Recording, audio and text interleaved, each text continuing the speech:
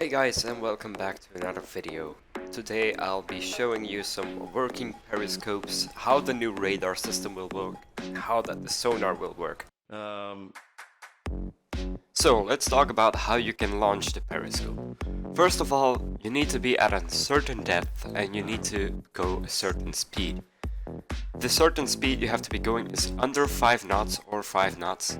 You have to be underwater and your mast has to be folded down. This is not for all submarines, this is only for the Amphion at the moment.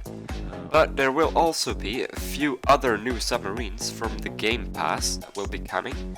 I'll be going over those in a bit, but first let's cover the periscopes. You can make the periscope rise up by pressing 1. After you did that, you need to left click to go into the periscope view. Then you can see the horizon and the periscope will only be aiming at the horizon. You cannot aim up or down. However, you can scroll with the middle mouse button to zoom in or out from the periscope.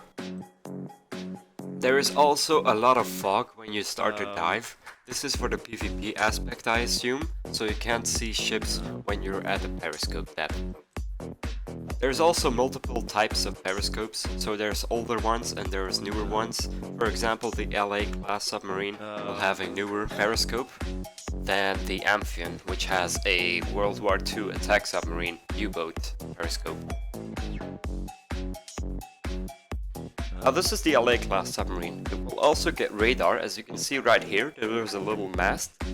This mast is going to come out of the submarine and work as radar for the submarine. Now, how this will work, it will be when you're underwater, all of the masts will come inside of the submarine, and you can press 2 this time, not the periscope 1, but 2.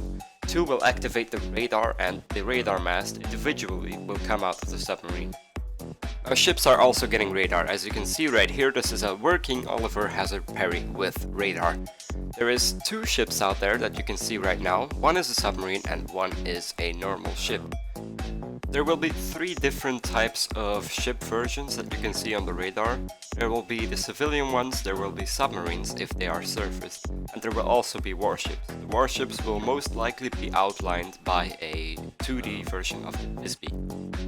Also a nice thing is when you're in stealth speed with a certain ship, let's say the Visby, you will also see that this will change on the radar. For example, if a Visby was going too fast and it would appear on radar and it would slow down to go under the radar, then you would see the emblem kind of fade out, so the ship won't be visible on the radar anymore.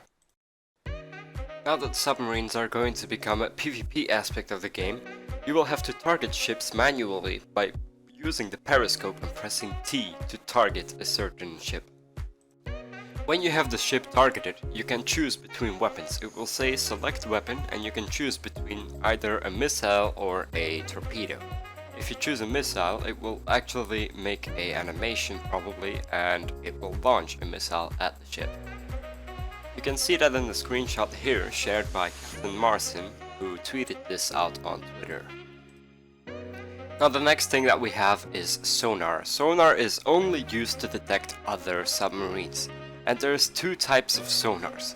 The first type is active and the second is passive sonar. The active sonar is the little iconic pinging sound that you can hear.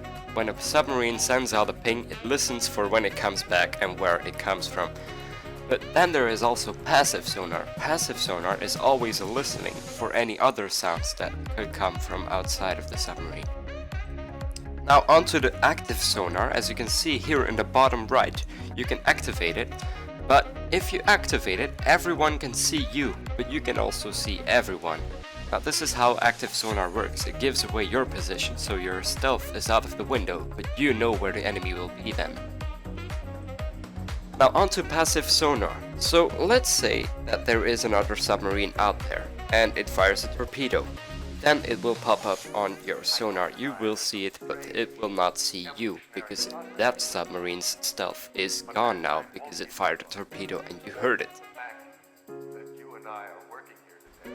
Now we know there's also going to be depth charges for anti-submarine warfare, obviously.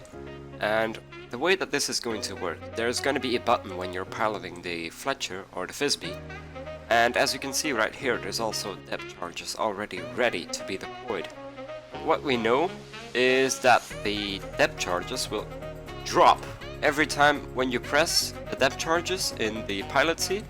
It will drop 4 depth charges, so as you're going along it will drop 1, 2, 3, 4, and if it detects that it's near a submarine, the depth charge will go off and it will sink the submarine effectively. So that is how the depth charges will work, and as you can see they are already on the Fletcher, and there should also be depth charges on the Visby class corvette. Also, here is some of the planned ships that are going to be added to Dynamic Ship Simulator 3. As you can see, there is 1 Schnellboat and there is 3 submarines going to be a part of a submarine game pass. All of your other submarines will be free, you will not have to pay for them, but these 3, if you want them, you will have to pay for the game pass. Now, just a quick disclaimer. All of the footage that you see that is used from Sonar, radar, and from Periscopes and stuff like that, you can all find that on Jorbunga's Twitch. I asked him for permission to use his content and he agreed, and so I could use his content, and I would like to thank him a lot for that. Be sure to check him out on Twitch, I'll link it in the description, make sure to check it out,